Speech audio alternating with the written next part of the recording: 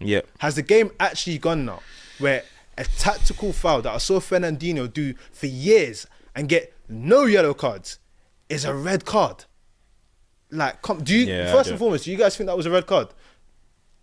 I don't think it was a red card. Fuad, do you think it was a red card? Here we go, man. Here we go. Look. You see, they're gonna say, "Here we go." Look. I think Lewis Skelly is a tactical foul, but he's gone high in on the challenge. You can't deny that. Studs are up. You can't deny that. He then takes his ankle, bro. I'm sorry. That is foul play. Fuad, we have seen. Now, listen. If it was given as a yellow and moved on, I agree. That's what it should have been. But if the referee decides to give a red, that's his interpretation. Who am I to say no? Why is the referee deciding to give a red in that instance where there's things worse than that don't even get looked at as yellows? It's play on. I think it's the studs farcical. up. It's the studs up. That decision was farcical, man. And then the yellow card for taunting. Same thing that Jamie Vardy did, you know. Yeah. Is it underbelly? Is it underbelly? Is there underbelly? Is there underbelly? You know what it is though? Like the Arsenal thing is ridiculous. I think sometimes, I saw the rules. Was it studs up? The rules are if it's above the ankle and it studs up, then it's a red card, innit? Voila. But I do think, the game state, where it was, the actual intent, the everything about it, I think they should have factored into the game. I hate when referees and VAR are just like, it's like your emotion. No, I'm not saying let the emotion override your decision, but at the same time, I think common sense needs to apply sometimes. And I think there's far too little with VAR, with slow motion, with not just the actual nature of the game. Yeah. It was very like quick drop down. The guy got up, blah, blah, blah. But then you look at it in the slow motion and you start saying, oh, he raked his leg down. And it's like, no, he didn't really do that, bro. It just, in a split moment, you know what I'm saying? He's trying to stop a counter. The guy's getting away. I think when you start doing all this VAR, slowing it down, it's like they have the book next to them. Oh, let's go into chapter 5, verse 3. Oh, you studs up above the ankle. Yes, it's Michael Oliver, it's a red card, bro. It's just jarring, bro. Like, I get it. I think there needs to be some element of common sense, man. That's all. Yeah, I think it was just thing, and then like I said, they'll probably overturn it anyway, I reckon. But that'll be the second red card for Arsenal. It'll be overturned. Right, they could have lost the games, bro. The thing is, they looked at it and it's like I know they're going into the whole Michael Oliver, he's given 5 red cards to Arsenal and stuff. For me, right, I think that the Premier League are very fortunate that Arsenal won that game. I think people in general, because the discourse around it, if they had lost or not got 3 points, would have been unbearable. So like, big up them for winning the game. It's not an easy thing to win with 10 men, but also as well, like, listen, they're trying to keep momentum in it. So maybe that's the type of result that gets you going again. So big up them. Obviously, we've got to speak about Liverpool as well. Arsenal fans, don't take offence that we haven't said more. I mean, you guys have been complaining about Havertz and injuries. We know you need a striker. Go and buy one. I mean, I can't tell Arteta to do that. So yeah, Liverpool doing what Liverpool do, man. Doing what Liverpool do. Szoboszlai has been playing well, isn't it? Long range, got the goal now. Well. They're saying they want more. Now that they got the, there was a point where it was like, what was it? All these stats, 75% Salah, da.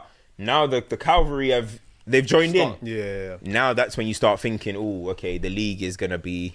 They might. Yeah. You know what I mean? A lot of Liverpool fans are asking, can they do everything? Because obviously they're top of the league in the Champions League. I'm seeing that depending on how things go, they could play like a Juventus or I can't remember what it's like, Juventus, PSG or something, because of the way the thing falls. Realistically, when you look at Liverpool, like, it's not a foregone conclusion that they're winning the league. But when you look at their squad and how they're operating and stuff, do you think that they could potentially win multiple trophies seamlessly this year? I mean, it's not impossible. I think for me, the priority should be take care of the Premier League. And if the Champions League comes along and there's an opportunity there to win it, go for it. I think Liverpool are a European side historically. Like, they always tend to do well and have deep runs in the Champions League. I think they've got the strength and depth. I think players like Elliott coming back as well is huge. He's been nice over the last couple of weeks. Yeah. I think Chiesa is going to play a bigger part in the second half of the season. He's cooking on a light heat, in right? the cup game, he came on, had a little impact as well. But I think, as you said, if the supporting cast are actually going to turn up and play a major part and lift that little bit of weight off Salah's shoulder, I think that could be the deciding factor in if they go and win the other cups. Listen, that second leg against Spurs as well, don't think that is over by any means as well. So it's not just League and Champions League. It could be League and Carabao. It could be League and FA Cup. But they're probably in the best position of any team to actually do it. Quick question on them, because it's something that's been going online. Do you think that they're boring to watch? That's been Liverpool. That's been a conversation that started bubbling you from lot are somewhere. always finding something Liverpool. new, bro. That's what people are trying to say. I remember when City I were winning, disagree it with was, oh, I City disagree go with to the it. byline and cut it back. Liverpool ain't boring to I watch. disagree high key. Again, I think is that what people try and do now when you're not playing like an aggressive style and you've got control. Liverpool ain't boring to watch. I agree the same, but I'm seeing things pop up and it's like people are saying like, oh, it's boring. I'm like, is this people trying to it's not farm? the same rock and roll that it was on the Klopp Everyone last wants to year some and- form of criticism. Yeah. I'm sure I won't be surprised if it might even be coming from, you know, you always have like Klopp fans, or you have. I won't be surprised if they're trying to say they're But doing is that the mark that you're doing something now when people start nitpicking at silly things? Like Of course. 100%. Well, if it's clearly that they're playing bad football, then cool. But Liverpool are scoring a lot of goals. They're winning games. they're controlling games. I don't see how they're. They've dominated games. They've think won they by play good big football. scorelines. Liverpool's They've one of done the it all, better man. teams to watch. Like, Stop in that. fact. But it's the reason why I also mentioned it as well, because obviously Brazil. again Champions League game, Slot mentioned how his dad was like, oh, the game is not like how it's been and everything, and it's like, listen, sometimes dad? Yeah, he said his dad was getting onto him. He saying said the that- game's gone. No, the performance wasn't swashbuckling and that. He said the performance was a bit.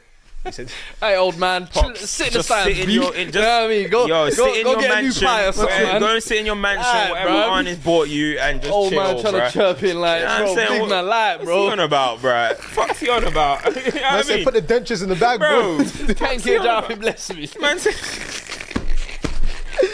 Oh man, cool. Any other business in the Premier League we need to get to? Isak. Killer. We're gonna. Time's running though. Yeah, Wow. killer. Yeah, time is- they've been keep going on on, running. yeah. It's 10:30. Isak. Big up everyone. We got like 4K in here, Yeah. guys. Big up. If we're not on 1K, We are. Come on, guys. Come on. Let's try to get 2K. let's Come get on, please. Let's get to 1-5. Let's get to 2. No, let's get to Go team. on, I'm go not. on. Be Let's go on ambitious. then. Be Go on ambitious. then. Let's See, get that's to the problem with Spurs, man. Where's the ambition, bro?